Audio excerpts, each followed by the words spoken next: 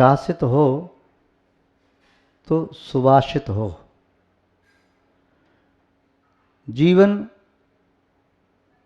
शास्त्र के द्वारा शासित होता है तो सुभाषित होता है, सुप्रकाशित होता है, परिभाषित होता है, सुभाषित होता है। किंतु ये जीवन जब शास्त्र के द्वारा नियंत्रित नहीं किया जाता, तब जीवन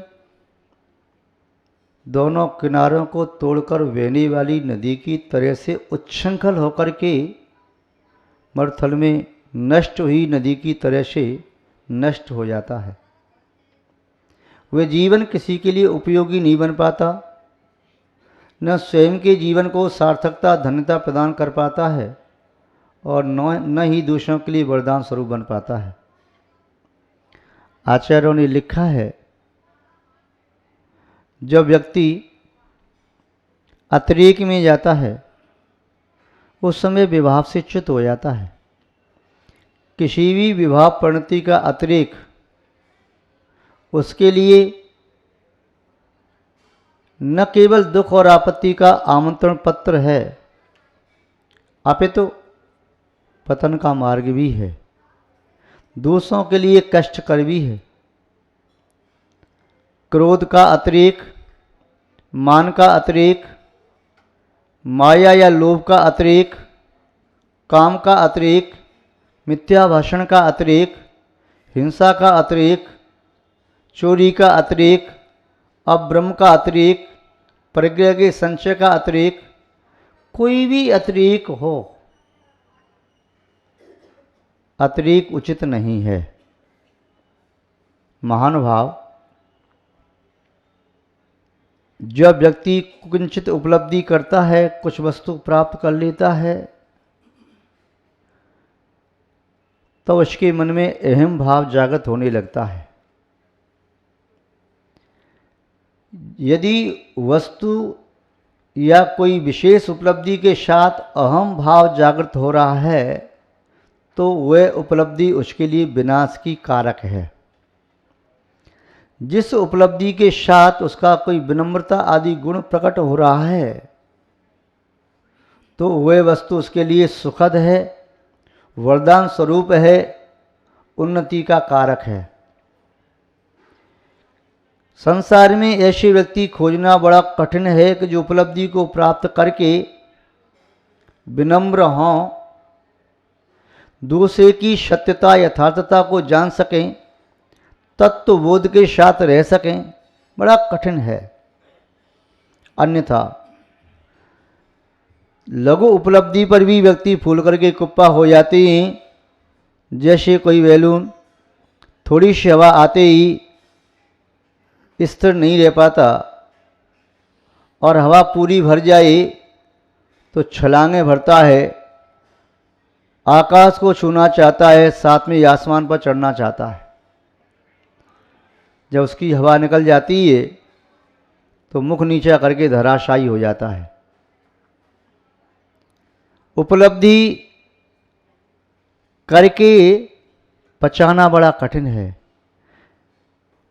एक भक्त प्रभु से प्रार्थना करता है कि यदि मैं अपनी उपलब्धि को पचा न सकूं तो ऐसी उपलब्धि मुझे देना ही नहीं,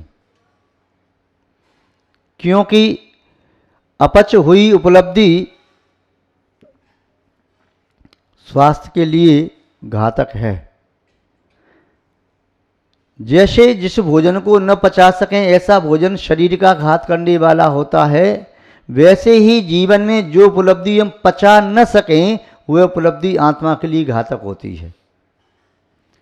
सुपाच्य भोजन ही शरीर को बल देता है, कांति देता है, शांति देता है, पुष्टि देता है।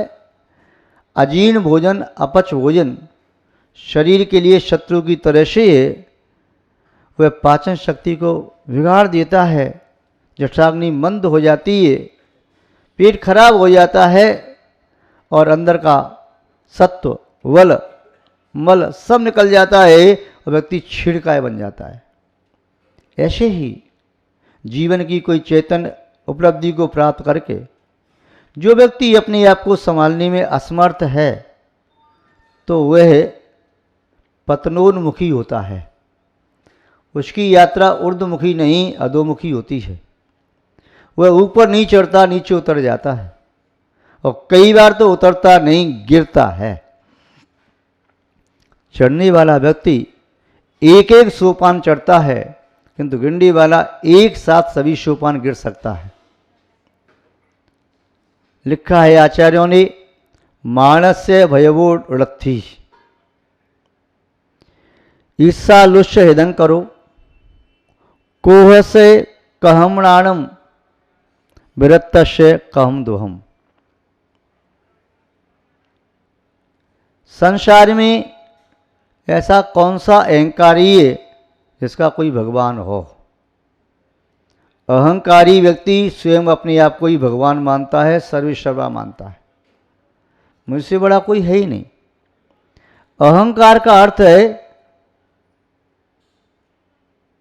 अधमकार, यानी नीच गति को प्राप्त करने का कारण, अथवा अहंकार माने अंधकार, प्रकाश को नष्ट करने वाली प्रवृत्ति। मार्ग में प्रकाश न हो तो कितना भी व्यक्ति समझदार हो, उसके पतित होने के अवसर बहुत होते हैं। मार्ग में यदि अंधकार हो तो मार्ग अच्छा भी हो तब भी व्यक्ति ठोकर खा सकता है। उसके पैर में कांटा, कंकड़, पत्थर, कील आदि चुभ सकती है, विषाक्त जंतु जानवर से काट सकते हैं, किंतु प्रकाश हो तो संभव है यह उन सब से अपने आप को बचा सकता है। किंतु अहंकारी व्यक्ति के जीवन में तत्वबोध नहीं होता, इसलिए अहंकारी व्यक्ति का कोई भगवान नहीं होता। विनम्र व्यक्ति को प्रत्येक आत्मा में परमात्मा दिखाई देता है। सज्जन व्यक्ति को सज्जन पुरुषों में भी परमात्मा दिखाई देता है।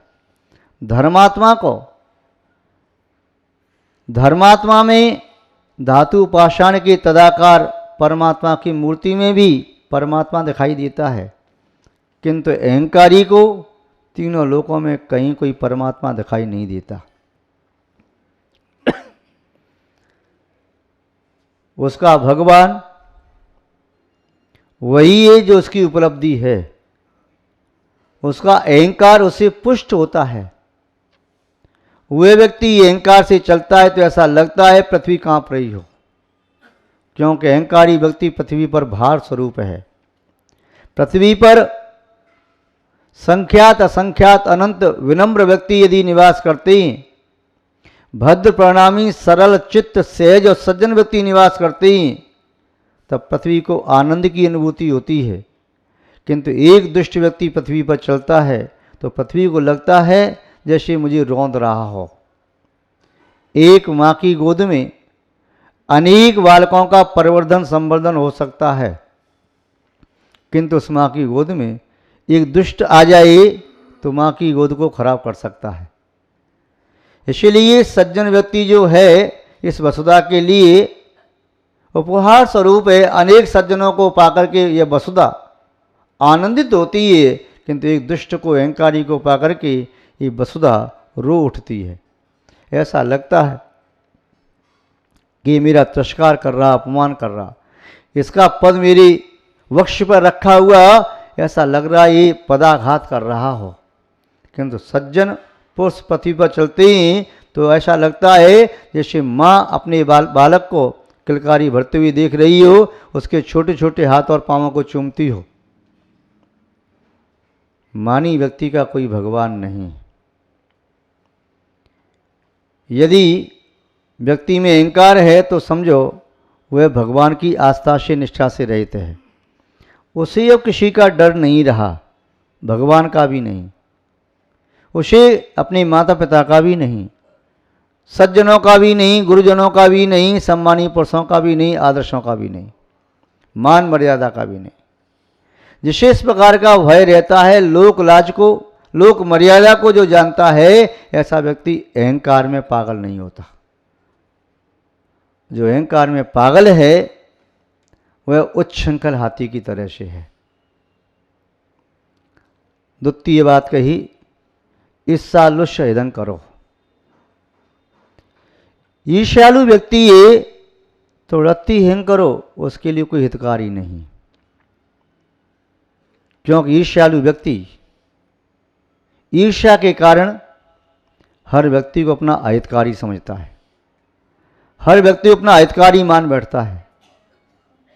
अहितकारी हो या न हो, किंतु जब मन में ईर्ष्या का भाव भरा पड़ा है, लगता है ये मेरा दुश्मन है, ये मुझसे आगे क्यों निकल गया, ये ऐसा क्यों करता है। ईर्ष्यालु व्यक्ति स्वयं ही गड्ढा खोदता है, स्वयं उसमें गिरता है। ईर्ष्यालु व्यक्ति स्वयं ही अपने पथ में कांटे बोता है। ईर्ष्यालु व्यक्ति स्वयं ही अपने हाथों से अपने पथ के चिरागों को बुझाता है। ईर्ष्यालु व्यक्ति स्वयं अपने सिर पर हथौड़ा मारता है। ईर्ष्यालु व्यक्ति स्वयं अपने उदर में विष डालता है, विष को उदरस्त करता है, क्योंकि दूसरों का हित चाहे बिना स्वयं का हित नहीं हो सकता। जो स्वयं का हित चाहते हैं वे दूसरों के हित की बात भी सोचें, दूसरों का अहित करके हित के मार्ग पर नहीं पहुंच सकते। एक व्यक्ति नदी पार करने के लिए रस्सी के पुल से जा रहा था, पीछे उसका शत्रु भी आ रहा था। वह पीछे मुड़ के देख रहा है, शत्रु आ रहा है, वह दौड़ करके नदी पार कर रहा है, उसके रस्सी पर दौड़ता जा रहा है शीघ्रता से। ये इस रस्सी को न पकड़ ली और पास में पहुंच गया।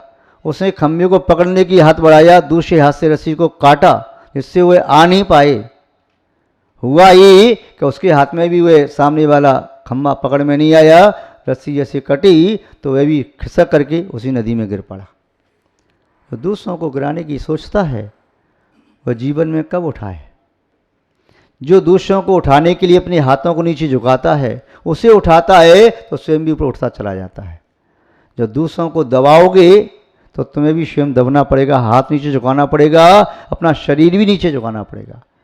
आप खड़े हैं, किसी के गर्दन को पकड़ के गर्दन पर हाथ रख के झुकाओगे तो आपकी हाइट कम होती चलती जाएगी। जितना नीचे झुकाओगे उतने नीचे स्वयं भी पहुंच जाओगे। इसलिए कहा, जीवन में उन्नति चाहते हो तो उदारता का भाव रखो। ईर्ष्या परिणाम एक ऐसा सुदृढ़ कपाट है जो उन्नति के मार्ग पर लगा हुआ है। उस कपाट को तोड़ करके आज तक कोई बढ़ा नहीं। ईर्ष्या के साथ किसी ने उन्नति पाई नहीं। आगे कहते हैं, कोहस कहमणाणम। क्रोधी व्यक्ति के पास ज्ञान कहाँ, ज्ञानी के पास क्रोध कहाँ।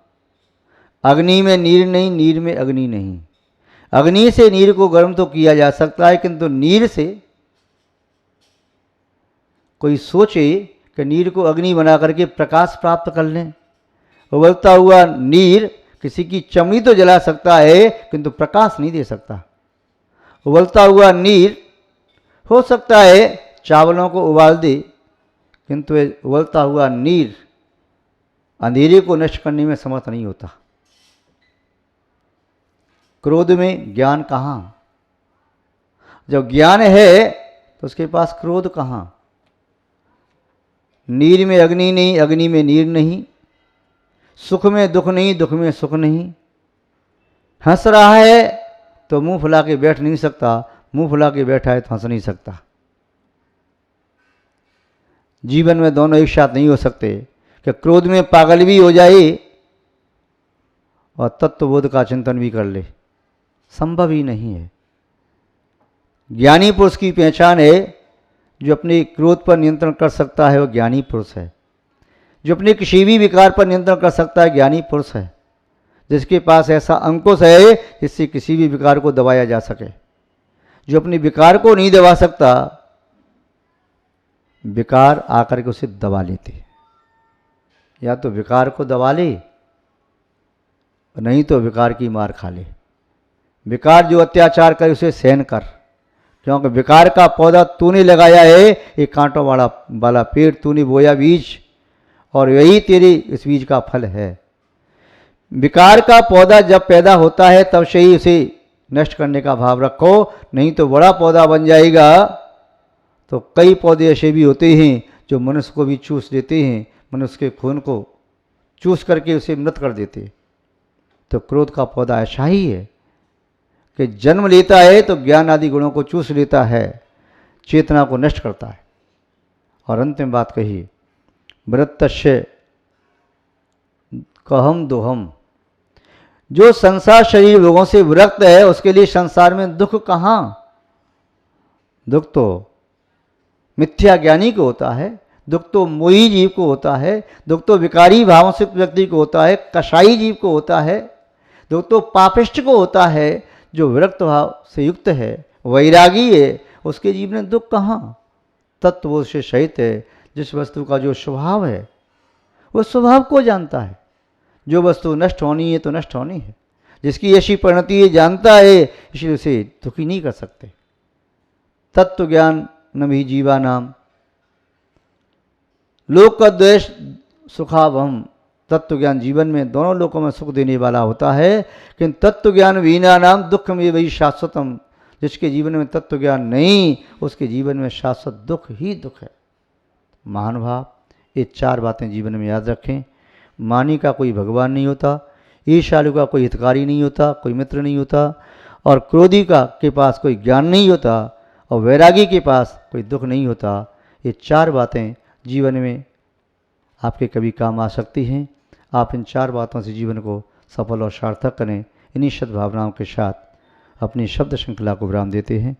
जय बोलिए श्री शांतनाथ भगवान की, परम पूज्य आचार्य गुरुदेव श्री विद्यानंद जी महाराज की, अहिंसामय विश्व धर्म की। जैनम जयतु शासनम विश्व कल्याण कारकम।